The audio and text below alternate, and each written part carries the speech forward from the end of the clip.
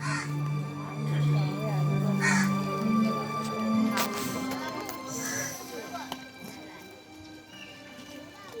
हा जन्माना ब्राह्मण, परंतु संन्यासाचा मुलगा म्हणून तत्कालीन ब्राह्मण समाजानं त्याला व त्याच्या भावंडांना वाईट टाकले. तथापि अजिबात डगमगून न जाता कर्मठ लोकांनी धर्माचे जे ज्ञान संस्कृत ग्रंथांमध्ये बंदिस्त करून ठेवले होते ते मराठी भाषेत मांडून सर्व समाजातील लोकांसाठी मोकळे केले. त्यासाठी त्यांनी ज्ञानेश्वरी हा फार मोठा ग्रंथ लिहिला, जो सर्व भूतांच्या ठाई द्वेषांते नेण्याची काही आप करू नाही चैतन्या जैसा. जो सर्व भूतांच्या ठाई द्वेषांते नेण्याची काही आप करू नाही चैतन्या जैसा. जो सर्व भूतांच्या ठाई द्वेषांते नेण्याची काही आप करू नाही चैतन्या जैसा. अरे वा वा वा वा, म्हटलं म्हणजे ज्ञानेश्वरी वाचतोस होय रे? हो, पाठ पाठ करतो. पाठ कर रे. सर्व भूतांच्या पण ज्ञानेश्वरीनं पोट नाही भरायचं.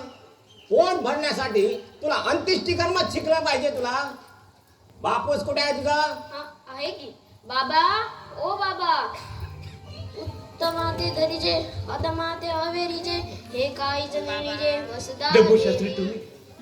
सर्व ठीक आहे. अरे तू असल्यावर कसला आलंय ठीक? वाईटच घडणार म्हटलं म्हणजे. तुम्ही वा पुढं, मी आलो. अरे तसं वाईट नव्हे रे, पण तू मला काही सुखाने जगू द्यायचं नाहीस हे बाकी खरं.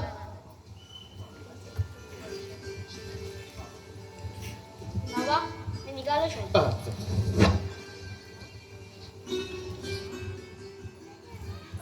कुठल्या वर्गात शिकतोय तुझा मधू? चौथीत आहे. पुढे इंग्रजी वगैरे शिकवणार असशीलच? हो. नाही शिकवत. तू शिकला नाहीस. तुझा तो भाऊ वासुदेव तोही असाच अर्धवट सर्व हिंदू एक चावचापती करतोय. कुठल्या तरी संघटनेत शाखा चालवते म्हणे. ब्राह्मणाची नरे संघटना हो. नाही म्हणजे मी तर ऐकलंय की कुणालाही येऊ देता म्हणे शाखेत.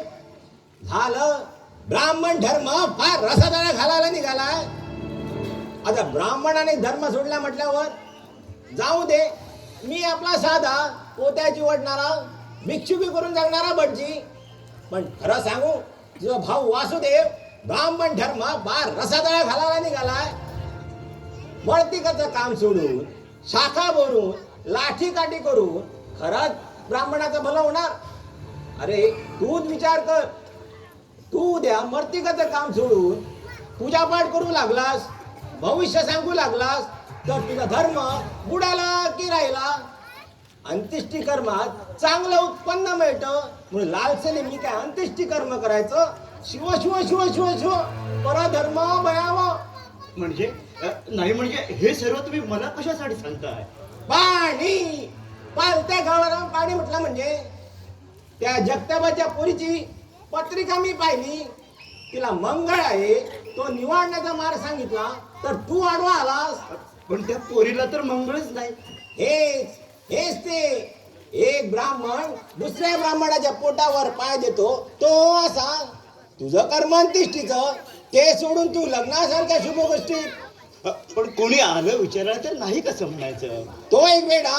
पण तू तर शाणा ना, ब्राह्मण ना. आपल्या शास्त्रात अंत्येष्टीला सर्वश्रेष्ठ पुण्य मानलं आहे. उद्या मी हे कर्म करू लागलो तर डब्बू शास्त्री धर्म बुडवायला निघाला असं म्हणशील की नाही? बोल ना. आपल्या संचिताप्रमाणे नाही वागलं तर पुढच्या जन्मी नरक देतो नशिबी. कुठल्या नरकाबद्दल बोलताय डब्बू शास्त्री? वरच्या की खालच्या? खोटं नाटक सांगून लोकांना नरकात ढकलणारे इथे काय कमी आहेत? त्यांच्या रूपानं इथं नरकच वास करतो. हे मात्र फार झालं हा वासुदेवा. हो, मी तुमच्याबद्दल नव्हतो बोलत. मग कोणाबद्दल बोलत होतास? अरे मी आहे म्हणून लोकांना शुभ शकून कळतो तरी. हो तर मग काय म्हणतो तुमचा ब्राह्मण धर्म? हेच हेच ह्यालाच म्हणतात जगपेवळ मीच चोरणं. आमचा धर्म तेवढा ब्राह्मणाचा आणि तुमचा तुम्ही नव्हे ब्राह्मण पण ब्राह्मण्य बुडवायला निघालात तुम्ही. बुडती हे जन देखविना डोळा. पण करणार काय? आम्हाला शाखे द्यायला बंदी. काय वेड्यागत बोलताय शास्त्री गोवा? हो, अगदी मांग चांबार सुद्धा येतात शाखेवर.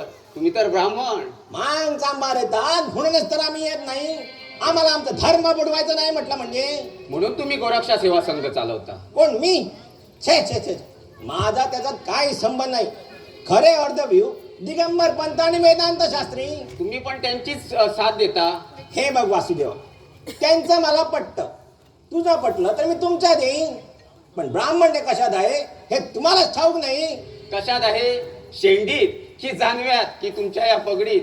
आधी घर सुधार, भावाची शेंडी काढ. धर्म सोडून मला नरकात जायचं नाही डब्बू शास्त्री. ऐकलंस? ऐकलंस? तू तुझे केस, डोक्यावरचे केस राखलेस, पण जानवे ते फेकलेस का? बोल ना. एकदा फेकून पाहिलं तर मीच वेडा ठरलो. असंच असतं, धरलं तर चावतं आणि सोडलं की पळतं. म्हणून आम्ही आमची परंपरा प्रथम जपतो. तरी का बदलतोच आहे की. म्हणूनच तर घट्ट धरून ठेवावा लागतो. तरी पेशवाई बुडालीच.